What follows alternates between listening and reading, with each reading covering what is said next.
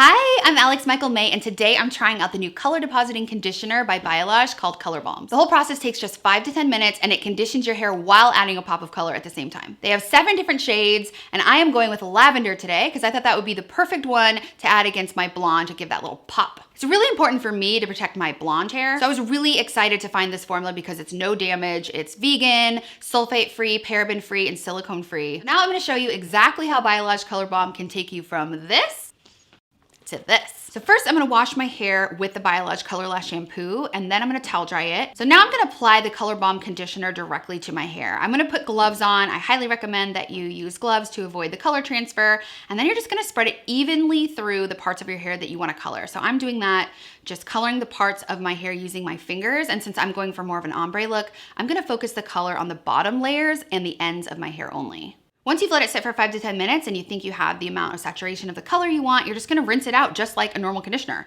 That's what's so cool about this, is that you literally don't have to do anything else, that's it. So this is my final look. I love it. It literally only took 5 minutes of the product sitting on here. I have fresh from salon hair at home. I highly recommend these color depositing conditioners. It's such an easy way to get that fun color at home without damaging your hair. My hair feels so silky, so shiny, so healthy. They come in 7 shades ranging from a super natural clear coat and tons of other fun colors. I love this lavender. If you want to try this for yourself, you can use the ColorBalm shade chart to identify your starting hair color and figure out which color balm is going to be best for the look you're going for. Thanks so much for watching. I hope this was helpful. I have had so much fun with this process, and I hope you do too if you decide to try it. Happy color balming.